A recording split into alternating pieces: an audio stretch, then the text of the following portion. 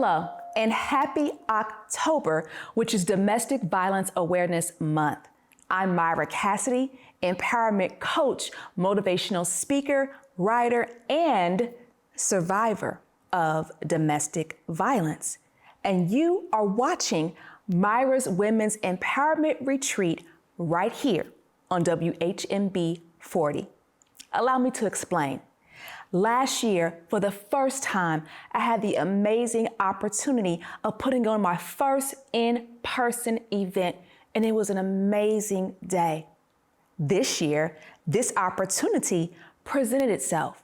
So I thought, why not bring this information to raise awareness, to encourage, to inspire, and to help survivors heal?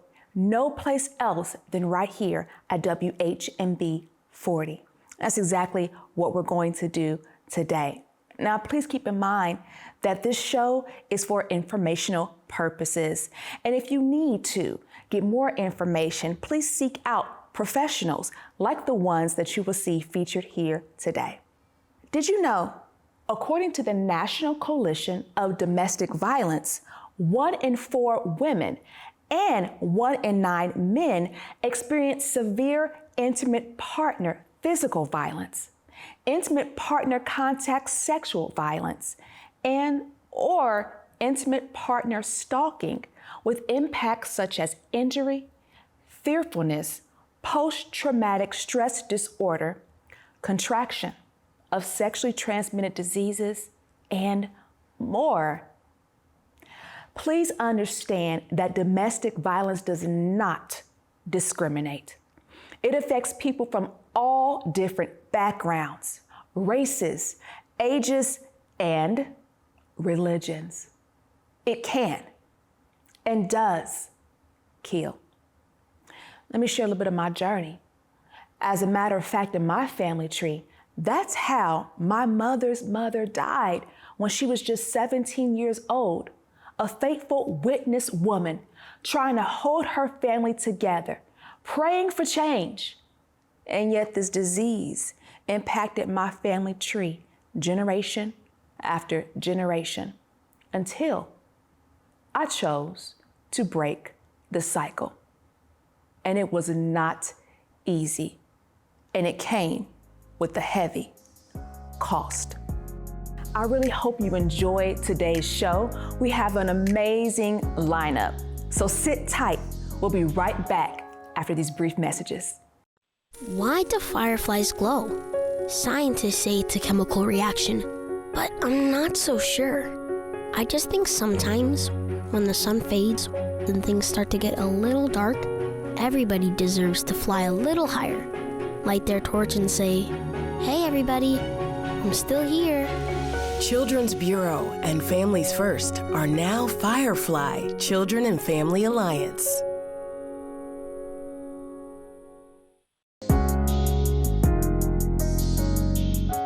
Welcome back. Sitting with me, I have 2 amazing women. That is Miss Jimmy Bridges and her daughter, Jenny Gavin of Sister to Sister. Welcome, ladies. How are you today? Welcome, welcome. We thank you for welcoming us here. We're great. We're great. Good. Glad to be here. Thank you. I'm so glad to have you here supporting this retreat because your family just blows me away. It's just an awesome story about your family and how you work together to heal. So I want to tell our audience all about it. I guess I'll start off with telling them kind of how we connected. Does that sound good, ladies? Yes, sure. We met at a domestic violence network event called Healing the Community. And when I heard, what it was about, I'm like, okay, I'm gonna go support this. And there was a really interesting piece that really got me there. We're gonna talk about that here in a minute. But I met this wonderful family and wanted to bring this to everyone else in Central Indiana and surrounding counties. So tell me, what is Sister to Sister? And how did Sister to Sister evolve to Sister Circle for domestic violence survivors. Tell me your journey. Absolutely. Sister to Sister was birthed in 2018. The Lord had gave me the vision of Sister to Sister, and it was just for women coming together because we wear so many hats and we don't have a place for an outlet. We don't have a place to vent. And so the Lord had told me to form this group, this ministry, so women can come together so that they can be able to vent, relax, have fun, enjoy themselves, no children, no husband involved, you know what I mean? So it's just us, so we can be able to have a conversation. Not a conversation, it's conversation. And we talk about different topics, you know what I mean? From domestic violence, heart to heart. We did one in August and it was called Replanting. Every time we meet, every quarter is something different, every different subjects, you know what I mean? And it's about a healing. And that, my motto is healing from the inside out. You know what I mean? Because we're so damaged sometime in the inside and we portray something different on the outside. Absolutely. And I did that for so long. I wore the mask very well. And no one never knew that I was in a domestic violence marriage or a situation. No one ever knew that in my family unless I told them. Because I always smiled, I always had this smile on my face. I always looked proper. And I wore makeup to cover up the scars, you know, but no one never knew. So I was like, let me put this, you know, Lord, I hear you. So let's form this group. And for it to form into Sister Circle, and that just happened within the last couple months because I heard the Lord say, a Sister Circle, because you need somewhere where women can be able to talk about the abuse, you know what I mean? Someone want to keep it under the rug, you know what I mean? And we was taught so many times that what goes on in the house stays in the house. So we never talked about it. But how can you heal from the inside out if you don't reveal?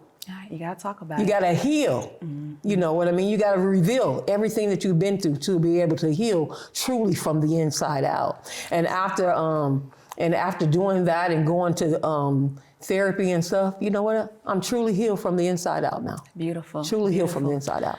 You're a survivor. Let's go a little bit more into your journey. What happened? How did you, this was your husband, and you ended up divorcing him at a certain point. So how did that go? How did you end up in this situation and how did you get out? How'd you break free? You know, in the beginning, when I first started dating my husband, he was wonderful. You know what I mean? No signs of a domestic abuser, you know what I mean, being a perpetrator. But as time went on in the marriage, then it evolved. Then it could be anything that trigger him. From a man looking at me at a gas station. You know what I mean? I'm sitting in the passenger seat and a man look at me in the gas, like, you know, what is that? You know what I mean? So it evolved from there. Just little bitty things, you know what I mean? From a man just talking to me or looking at me, you know what I mean? So that's when the domestic violence had and started, and when it went on for years, and one day, you know, enough is enough. One day, enough was enough, and tell me all the story, you know, being a narcissist and saying, oh, I'm gonna do better, you know what I mean? I'm gonna act right, you know, after I put him out, you come back and act good for a little while, and then, you know what? Then abuse started all over again. You know what I mean? And that went on for several years. I think I was in a relationship with him for over 13 years. My goodness. So, you know, probably maybe 10 of those years was abuse. And one day, you know, I got fed up. You know, enough is enough. I had to choose me. And I had to choose my children because it happened to me. It happened to them because they seen it. So they experienced all that, you know. So and so one day I just decided to let's leave. I got to pack up and leave. You know what I mean? So that's when I left Michigan and came to Indianapolis, Indiana, and that was in 2004. And I've been here ever since. All right, Yeah. all right. Now you use a really, really important word when you were speaking, narcissist. Now in the domestic violence community, there's really like this big uproar about a narcissist and a classic abuser. But I know what it's like and what it feels like being married to a narcissist, and you know, and there is a difference between the two. We just want to acknowledge that. But gaslighting, could you explain what the psychological abuse was? that you Oh. experienced? Man, look, that was the most horrible thing, okay? I think that was probably the most lasting thing on my life. And just me coming out of it now within the past year or so, you know what I mean? Mm-hmm. From, oh, I didn't do that to you, or who did that to you? You know what I mean? Because sometimes he would wake up and I have bruises all over my face and he's like, who did that to you? You know what? I'm going to kill him. I'm going to beat him up. Who did? You did. No, I didn't do that. I would never do anything like that to you, but you did. You know what I mean? Making me not believe what I know is true, you know, all the time. You know, downplaying what I know is truth. And I think that's really interesting how it was like almost 24 hours. It's like, I didn't say that. I didn't do that. Literally, it's just like literally in a day. It's like, you just said this yesterday, and they have that ability to make you think you're crazy. Make you think you're crazy. Oh, what? I did that? You didn't say that? What? And just the psychological abuse. So thank you for bringing that out. Yeah. We're gonna move a little bit to Jenny, because Jenny, you became a survivor of domestic violence also. And I know your sister Della did, who's not here today. So we wanna say, hey, Della, tell me, what did you witness growing up at home and how you found yourself in an abusive relationship? Okay, so I didn't necessarily actually witness the physical aspects of it, but the aftermath, as far as the bruises, the helping her with her makeup to cover up, the parts of it where she was closed off to us being the children, and me having to step up and take care of the kid, the younger siblings, because mom wasn't able, or mom worked so much that she wasn't home, you know, to stay away from what was going on. It was hard. I left home at one point, being a young teenager, but I eventually came back because I had to be there, you know, to help her, you know, when it was time to go. All of that played a part in my adult life, where I ended up choosing different partners, looking for a void to be filled that never was, until I came into the realization that I had to choose me. Like my mom said, my abusive relationship was not physical, but it was psychological, emotional, financial.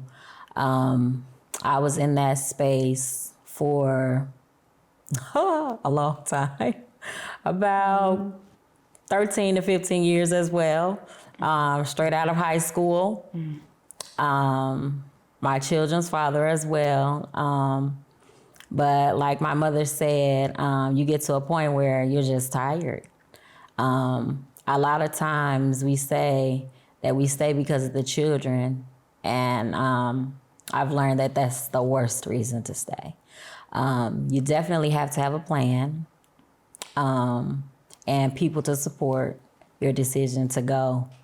You have to have people that you trust, you know what I'm saying? So when you do make that exit, it's not more harmful than it is good for you and the kids. But therapy helps, definitely. Please don't. Therapy is a saving grace. It helps you to understand how to channel your emotions, to talk about it. Talking about it definitely helps. I am so grateful that my mom chose her and us when she did. And I'm grateful that I had the opportunity as well to choose me and my children to get out, so. Wonderful, wonderful. And we keep saying, choose me. Mrs. Bridges, what does choose me mean? So that our audience can kind of understand, when we're saying choose me, what are we saying? I mean, putting yourself first. Putting yourself first. So sometimes we want to put everybody else above us, but we have to learn how to choose me. You know, no matter what, no matter how anyone might feel, whatever anybody might think, you have to choose you first. Because if you're not in a healthy space, how can you be able to help someone else? So I choose me. I choose me today, and I'm going to choose me every day. Every day, you know, I wake up in the morning, I'm choosing me. And choosing me, sometimes you have to learn how to say no. You know, because me, I was a people pleaser. Always saying yes, yes, yes to everything. You ask me to do something, I'm going to say yes. But choosing me, I can say no now. Right. With no regret. Wonderful. Choose me. I choose me. Yeah, and actually when you do put yourself first, like we're saying, it trickles on down to the children and it's healthier for them. Kind of like putting that mask on first as they give, if you hear the airplane scenario there. But let's talk about another person in your family who blew me away. Your son, Jamal. Yes. Your son, Jamal. I think about Jamal often. I really, really do. He touched me so much that day when he spoke about his journey. I'm gonna let you tell the audience about your son, Jamal, and how he became a perpetrator of domestic violence. Let's start there. How did he become a perpetrator of domestic violence? What happened and how did he find himself incarcerated? Oh, Jamal, wow, this is a long story. Let me tell you. He witnessed the abuse in the home. He was probably the youngest at the time. So he witnessed the abuse, his father abusing me, you know. Like Jenny said, sometimes they didn't see it, you know, and sometimes he did. He was the youngest, so he was probably more prone to seeing it because he was more at home than the older children was. So he seen that. And so he took on some of those characteristics. Even though I taught him as a young kid, you know, don't put your hands on a woman, you know what I mean? You treat a woman well, all these good things that how a man's supposed to treat a woman. I had taught him that, but still he had those other visions in his head because of what he had seen me go through and thinking that was the right thing to do to make a woman submissive. So that's how he ended up becoming a perpetrator.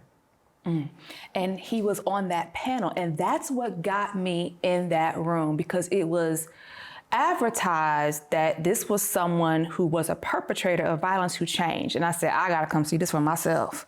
So that's what got me through. And when Jamal shared his transformation, it was a spiritual connection for me. It really was. And then at one point, when he became emotional about his journey, he was honest. He said, I you know, manipulated women. I looked purposely for women that I knew I could control. And when he became emotional and you guys started hugging, I wanted to get in the hug too. I was like, oh my goodness. So tell me what specifically happened. Jamal ended up becoming incarcerated. Yes. Briefly tell us what happened because this is a pivotal moment for him in his transformation. What happened? How did he get arrested? He got arrested at the hospital. Matter of fact, at Methodist Hospital downtown. He ended up getting, because he was in a domestic situation with his baby mother. So he ended up getting arrested at the hospital and got incarcerated. Why did he get arrested? Like what happened at the hospital? Him and his him and his girlfriend had his baby mother had an argument or whatever, and he hit her. And at the hospital? At the hospital. He hit her at the hospital. Okay. And the nurse came in and seeing that she had a scar, you know, a little scar up under her eye, and it had been bleeding or whatever because he had smacked her. And so she the one had called security on him. And he couldn't leave before security got him, okay? So security ended up getting him before he could even leave the property. So he ended up getting arrested that night. And he stayed in there. And that's when the change began. Him being incarcerated and attending classes in jail, you know, about being a father, about being in abusive relationships. And that's when life began to change for him. And his twin daughters was born while he was incarcerated. So that really hurt him because he wasn't there for the birth of his children. I was, but he wasn't there for the birth of his children. And he had decided that he wanted to change, that he didn't want to be an abuser, a perpetrator anymore. And so I think he was incarcerated for maybe about a year, Jenny? I think for about a year, and then he was on house arrest for 2 years. And so in that time, he had to go to, he was mandated to go to behavioral classes. Like behavior therapy courses? Yeah, Okay. and I think for father and children like that, he had to go to. And so that helped change him. You know what? Besides me as a mother encouraging him to not to be a perpetrator of violence, because he had seen what his father had put me through. You know, and that, you know, you don't want your daughters to see that. Right. You know what I mean? Right. You don't want your daughters to end up being clingy as they get older to a man that is abusive, because what they see, you know what I mean? That's what they'll attract. So, and you don't want that. And, you know, and I keep on, you know, kept on telling him that and telling him that, so it can get in his spirit, you know what I mean? So that you can change, because you can change. Everybody don't stay the same. When people say people don't change, I don't believe that. I believe people can change. And I know that from seeing from my own son. Knowing that he can change. And you know, he's still a work in progress, but man, he's come a long way. You know, he hasn't put his hand on a woman since, you know what I mean? He's very self-aware. He's very self-aware. Very self-aware. And so when he get to that point, he'll call me. You know what I mean? He might call Jenny, you know what I mean? So we'll talk him down. You know what I mean? So it's the support thing that we give my son, so that he will never have to go back. Never have to go back. And that's so, so important, because for an abuser to be successful with change, I feel like that is so pivotal, the support system. I mean, you can't go back into the same environment and expect change. You know, if you go to behavior therapy or whatever, if you go back and hang around the same people doing the same thing, people not encouraging you, you will revert back. But you guys circled around this young man and kept him going in the right direction. And it just touched me so much when I heard your family's journey, especially with Jamal, because you can see that he is still there. Like, he's like, I never want to be what I was again. Never. And it's just so beautiful. What would you like to share about your brother's journey, Jenny? Well, it was amazing to see. Like my mom said, him being the youngest at the time, him seeing more than us older children, and the fact that he made the choice to change, not only for himself, but for his children, because he has twin daughters that he's raising. And like my mother said, you don't want your children to grow up and attract what is not healthy for them. Right. So, yes, we support him and everything. You know, he coaches football. You know, he has his box truck. He do his little hauls in. If he needs some help with something, he call us. We there. Family is all we got sometimes, and we stick together. And that was beautiful. And just to see how your family was on the panel that day and working together to help each other heal, because you have another sister, Della, who was a survivor, who broke free as well. So just hearing the dynamic was amazing. Mrs. Bridges, this is my question for you. How do you forgive yourself? Did you feel guilt? What kind of guilt did you feel? You know, I'm sure you felt guilt, but what did it feel like seeing your children do this? Like, how did you handle forgiving yourself? Oh man, it took a while to do that. It took a while for me to forgive myself. The regret for staying in the abusive relationship for all those years and allowing my children to see that. It took a long time. It took a long time. But let me tell you, prayer works. Prayer works, therapy works, you know what I mean? I went to therapy before when I was in a relationship, but I got out, you know what I mean? Because, you don't need that. You know, that's where the gaslighting came in too. You don't need to go to therapy. What you going to that for? You know what I mean? So, I did. I had to forgive myself first. You know what I mean? I forgave myself first, and then I wrote a letter to my children. I have 5 children. We call them the Fabulous 5. Jamal and my younger daughter is the youngest. And my youngest daughter, she didn't really experience that because she was only like 2 years old. So she really don't know anything about that. But for the other 4, I wrote them all a letter. And even my niece and my nephew I raised, I wrote them a letter. I wrote them all a letter and apologized to them for allowing them to see that, for allowing me to stay in that relationship and knowing it wasn't good, you know, and they understood, you know what I mean? And they forgave me, you know, and saying that, Mama, you did the best that you could do with what you had. Yeah. You know what I mean? So, and them loving and supporting me, that made it all more easier.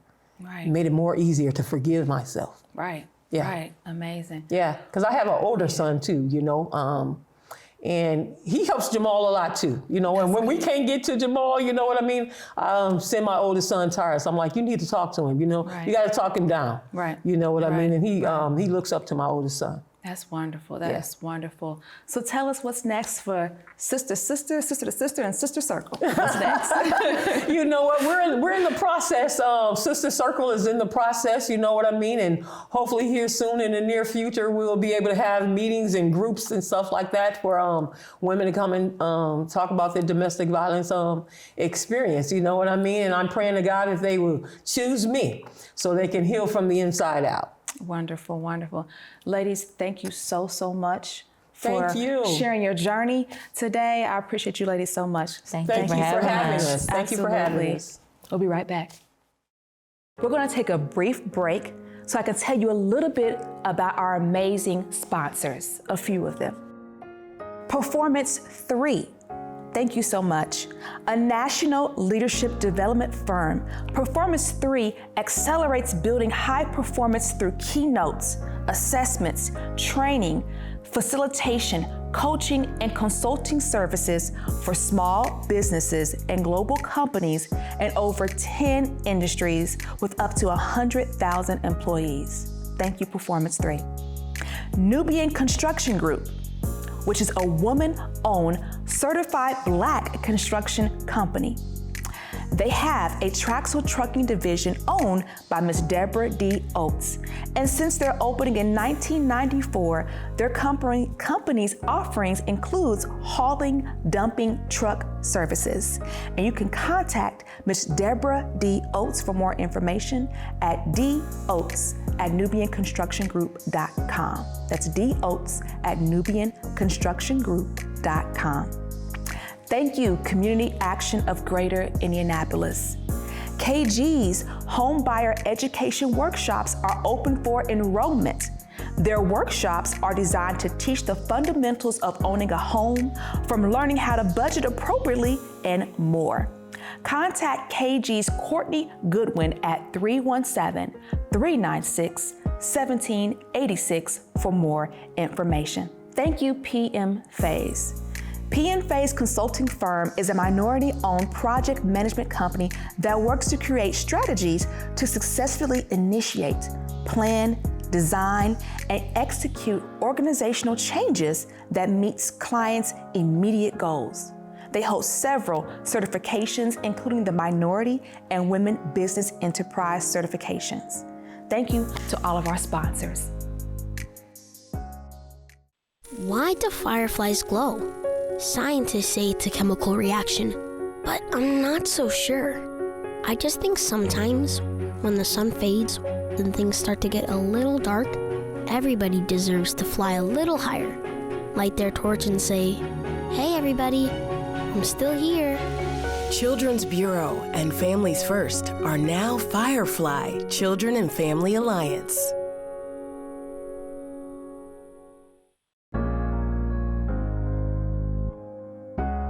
I'd like to share one more piece of information before we continue. You know, I encourage women all over to find an organization that has meaning to them, an organization that creates sisterhood, that empowers and motivates them.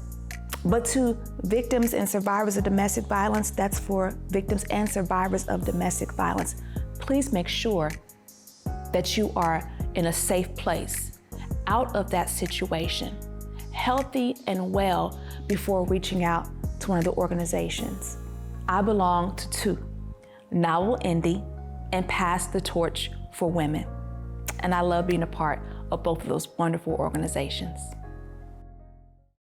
I really hope that you've been enjoying the program thus far.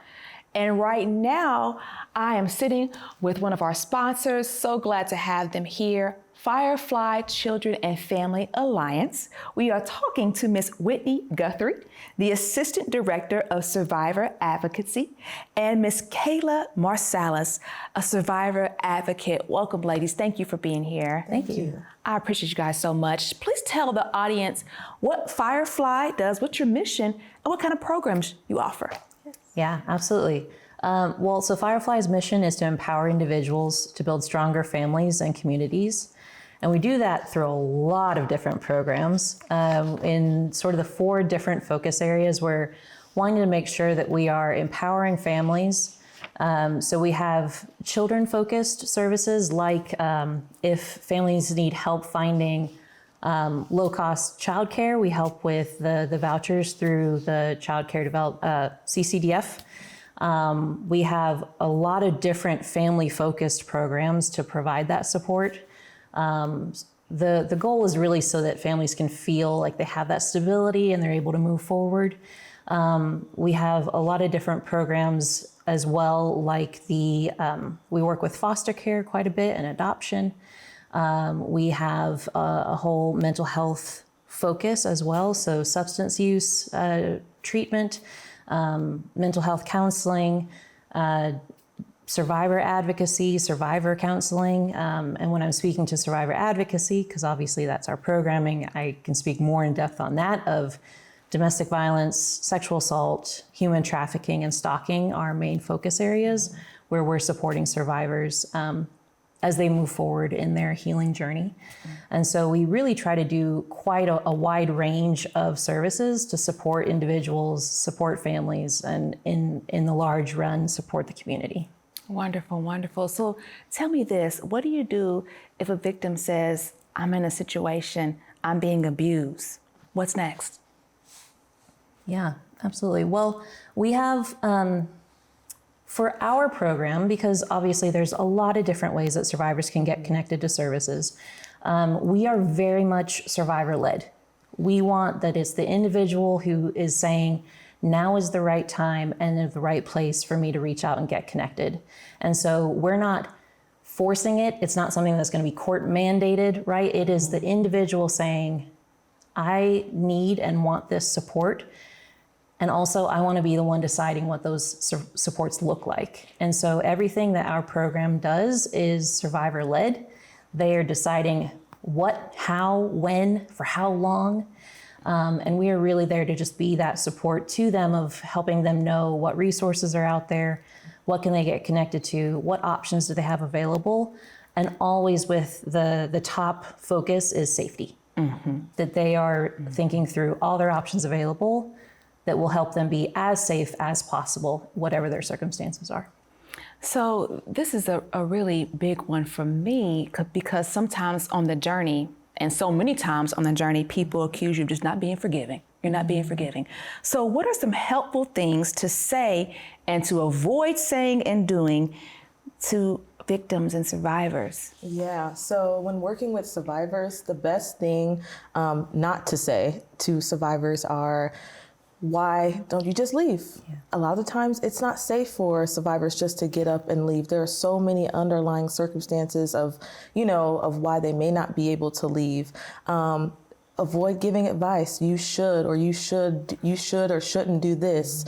That's not helpful at all. What can be helpful is saying, I'm here for you. What can I do for you right now to make sure that you're safe? Being a listening ear for them. And, when they're ready to make that step, just being with them and guiding, helping them every step of the way. And why is it so important to respond in this manner? It's important to respond in this manner because survivors, oftentimes when they are with their abusers, they're isolated from their friends and from their family due to the abuser. So having that friend or that family saying those right things of like, I'm here for you, I'll be there with you throughout the way, because it's a hard process, you know. Yes, you may have an advocate with you, but there's nothing like having that friend or that family with you. So it's important to, again, just be a listening ear, just genuine, let them know, like, I'll do whatever, you know, I need, you know, you want me to do as a, you know, support person. So it's extremely important. And I know for me in my journey, it was something where I would go back. And I would go back. And it was a journey of going back and forth and back and forth. You know, I know other people have had that back and forth as well. So how can individuals and communities support survivors? What do we do? Yeah. I think that big thing is allowing the survivor to state what it is they need rather than thinking that we know better, right? Because domestic violence at its core is about power and control.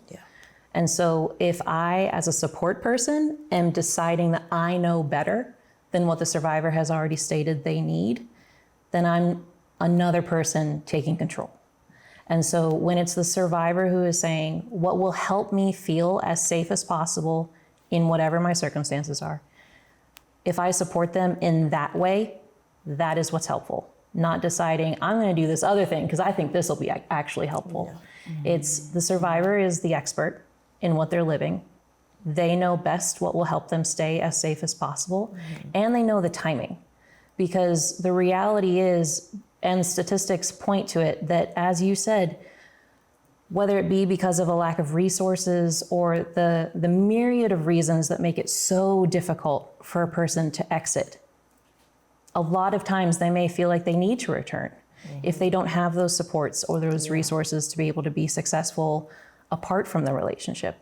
And so those stats speak to it, that on average, a person will try to exit a relationship that's abusive 7 times. And that's the average. And what we also know is that the most dangerous time in the relationship is in the 2 weeks after someone does look to leave. Because again, we're talking about power and control. And so when the abusive person feels like they've lost that control over their partner, that's when we see that, statistically speaking, a person is 70 times more likely to be killed in those 2 weeks after leaving a relationship that's abusive. And so that's why our focus is safety, and the survivor is the expert. So individuals, family members, friends, and the community at large should be looking to the survivor to say, what is it that they need? And then what am I able to provide and offer from what they're stating that they need? Now, what are the effects on children who have been exposed to and witnessed domestic violence? I'm a mom, I still have a minor child at home, something that we're working through. What are the effects on children? Yeah, so it can look like a child have behavioral problems that could be in school, around other people, potty training, so they may, wet the bed or, have accidents, wanting to overachieve, so feeling like they have to, get straight A's, or that can look the opposite way, they might be failing in school. I know there's other ones as well that Whitney can speak to as well. So we have like a great scenario that we do like in our training as well, of other ways as well. So did you want to add to that, Whitney? Sure. Yeah, we like to give the example that if we think of our lives lived as a glass of water, so we've got an adult with a full glass and we've got a baby or a child with a little bit of water in their glass. If they go through something hard, like domestic violence, it's like having black ink dropped in the glass. And the person most impacted is the youngest person in the room, right? Children are incredibly impacted by witnessing, observing it happen. And we also know that, because again, statistics speak to it, that children may often as well be themselves experiencing domestic violence while it's happening to an adult. And so what we can see is it delays their development. We might see regression in their development, as you were saying, like maybe they were doing great with potty training and now it's falling backwards.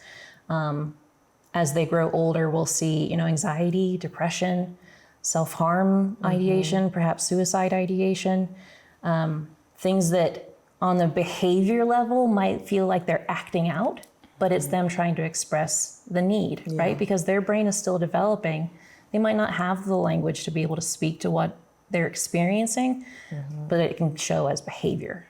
And then too, I think for my own journey, my youngest, I had to see how even though she didn't see it, she heard it.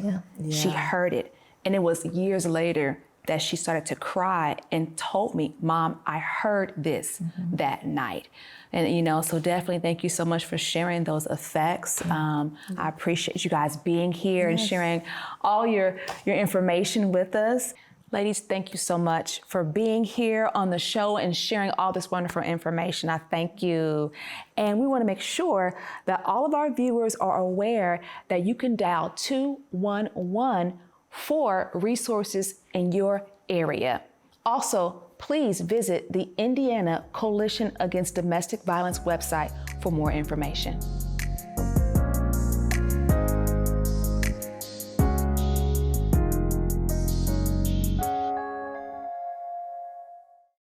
Why do fireflies glow?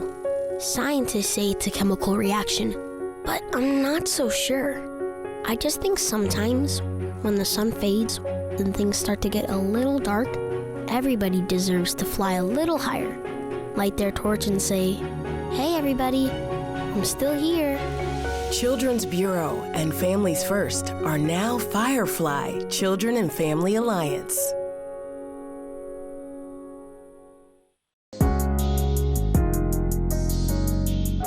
Before we close today, I want to share a few more great resources for you to check out.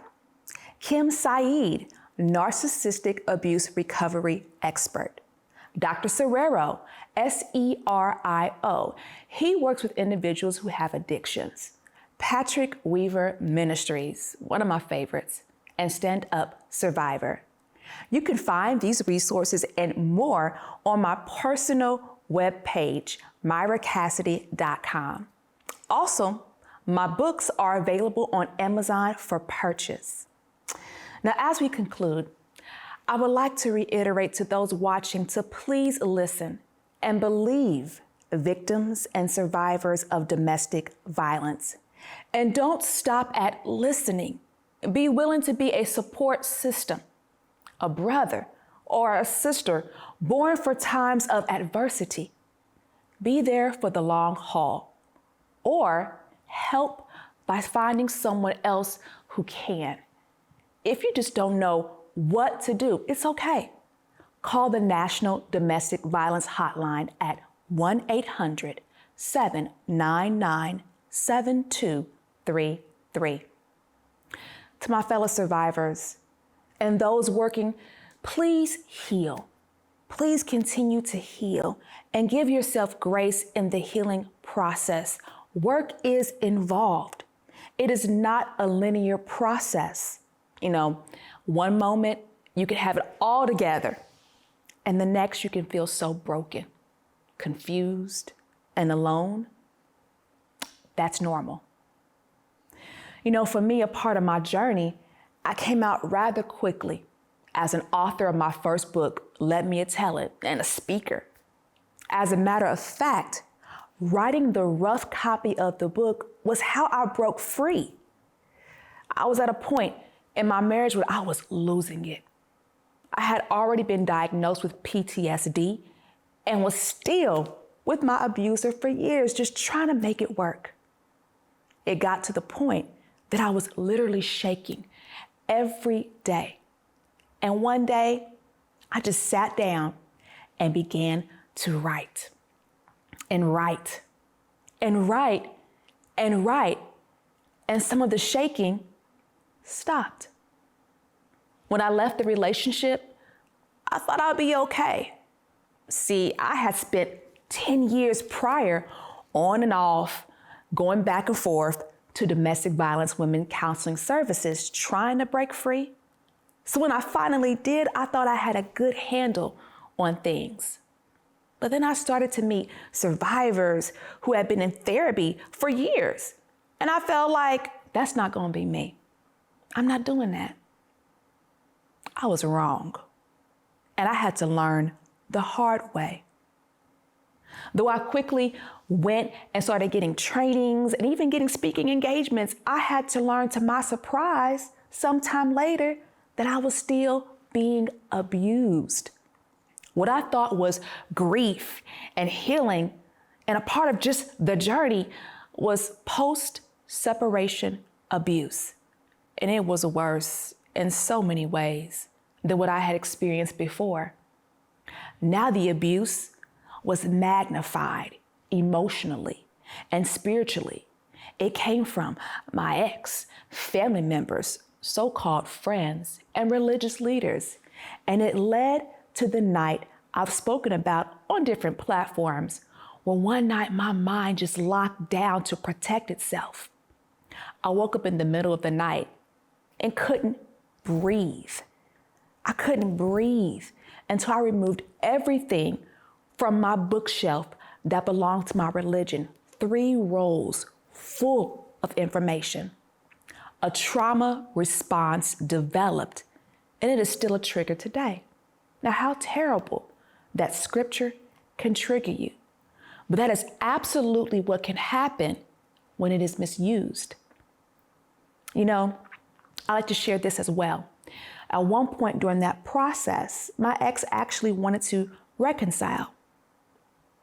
I had the marital home, the car, full custody of our children, and my book was out, which he had actually read.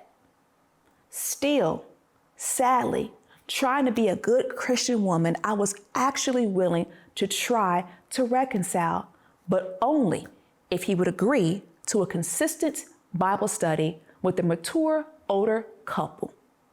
And he refused. Now, I share that to say this: acceptance is also a part of the journey. I had to accept that fixing his family was something he never really wanted. It was a show, a manipulation. And as I learned and continued to get more information, I realized that I was married to a malignant narcissist. I was physically, mentally, spiritually abused, and more. The fact is this: abusers, a lot of them, refuse to change and can get even worse as they age. And for me, my abuser was and still is a witness.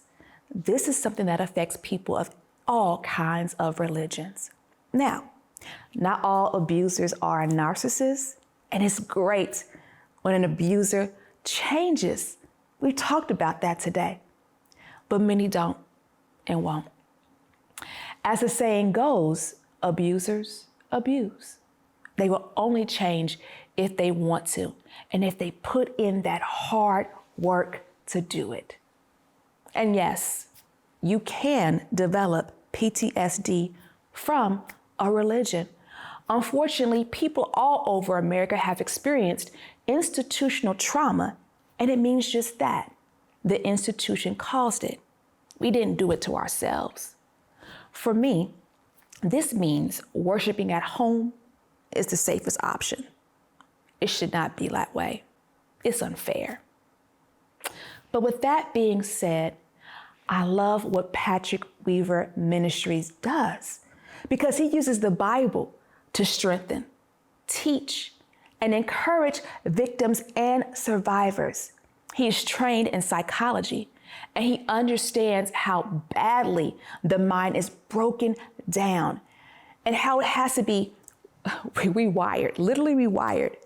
So pastors, deacons, elders, priests, ministers, and all of you out there, please visit his site. He is phenomenal.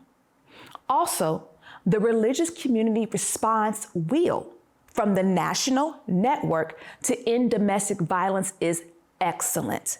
This wheel encourages faith-based leaders to get trained and to create congregations that are safe havens where abused women or men can ask for help and be supported.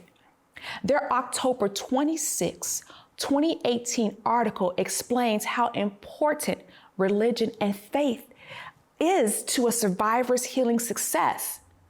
But too often, survivors face abusers who manipulate religious beliefs and religious teachings, or faith leaders who lack the knowledge to provide counsel. And they create additional barriers.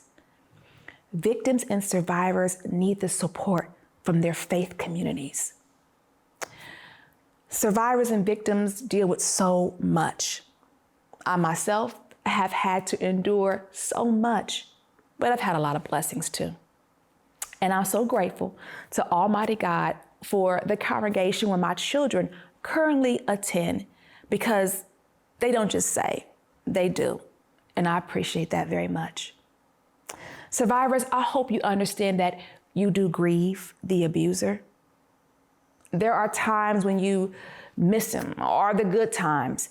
Grief is normal, and it looks different for everyone, just like healing looks different for everyone. There is no healing without grief. You know, it took years for grief to hit me because I was numb and was not self-aware. And when I could feel again, it hurt. It hurt so bad. So don't allow anyone to make you feel like you should be over this by now. Take your time is what I want to emphasize to you. Don't let anyone feel like you're not being forgiving or shame you. Take your time. Grieve, heal. This is not a sprint. This is a marathon. Also, please don't forget that your children, if you have them, are grieving too. And they have to learn to be intentional about their healing with your guidance. Just like you are trauma bound to the abuser, they may be too. Be the healthy parent because they need you. I know, trust me, I understand. Healing just takes time. I'm healing too. There's no hidden secret about it. There's no hidden secret formula. It's layered and it's messy. Please consider seeking professional help or finding a support group.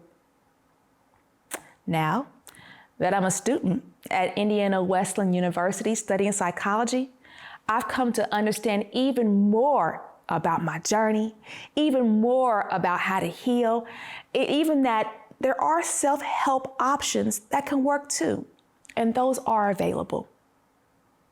Another avenue to my healing is turning my book, Let Me Tell It, into a one-woman stage play, which I've now completed.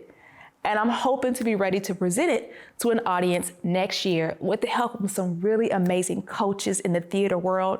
And some have even got their works on Broadway. So I'm very, very excited about that. So before I go, thank you so much to everyone who has helped me now and in the past on my healing journey. I can't even begin to name names. You are so helpful, and thank you so much. You know, one of my biggest life lessons is that I have brothers and sisters of all different colors and all different religions.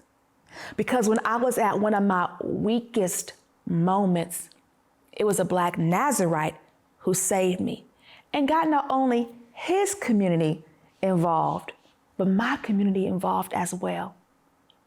So to everyone who has helped me, especially I have to say thank you so, so much to my sister. She is not my biological sister, but she is my sister, and I understand. For she said to me, I have loved you ever since you were 15 years old, and she has, and has been a support system through it all. Thank you to everyone for your assistance, encouragement, and prayers. Now, I'm gonna go out to a small piece of my future play, Let Me Tell It. I hope you enjoy it.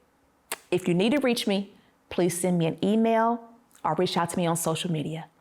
Thank you so, so, so, so much for watching today's show.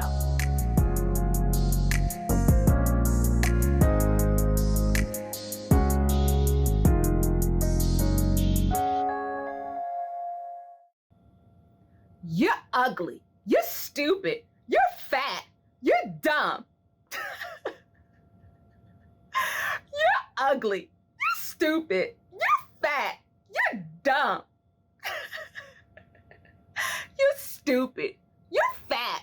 You're ugly. You're dumb. That was the way my younger brother Darren taunted me while in our small, nestled kitchen. He followed me around and around like schoolgirls do when playing a rhythmic hand game. But this was no game. And I could feel myself getting more and more upset. As my mother stood there at the kitchen preparing a late night snack, I hope she'd make Darren stop. But she didn't. It was like she agreed that every word that came from his mouth was well-deserved. You're ugly. You're stupid. You're fat. You're dumb. I tried to ignore him. My plan was just to go to the refrigerator, grab a drink, and then head straight from my room to try to figure out how to get some sleep. Though sleep was a difficult task now that I was 8 months pregnant. You're ugly. You're stupid. You're fat. You're dumb. That's it. You know what? You're the stupid one. I shouted back at him passionately. And then my mother, that's it, Mia. That's it. Get out. Everything that happens in this house is your fault. I couldn't believe she said that. Despite all of her hurt, pain, and frustration, the mother of a pregnant teen. Or maybe it was that she actually said it, even if that was the way she really felt. Fine, I'll go, was my confident reply. But all I really felt was confused inside. I worked around my protruding torso, grabbing underwear, socks, and clothes. I caught a glimpse of myself in the mirror. Eyes bloodshot red with moist cheeks. Hair messy from vigorous movement. I hugged the little girl growing inside of me, fixed my face, grabbed my keys, and headed straight towards my destination. On the way there, I thought about so much, like how honesty turned on me. The sharp tone of my father's voice echoed in my head, remembering how his fist struck my face just a few years before when he said, "You ain't nothing but a..." And then my mother's reaffirming statement, "Who's gonna want you now?" I messed up bad. I had sex with 17-year-old Calvin McKee. And when I told him that I didn't want to do it anymore and that I wanted to tell my parents what was going on, he just said that telling was the worst idea ever. And then if I told, he would deny it. So with courage, I went to my oldest brother, Derek, knowing that he would help me out. I really love God. I just messed up. But when my daddy, Elder Joseph L. Williams, found out that his daughter not only lost her virginity, but scorned the family name, he lost his mind.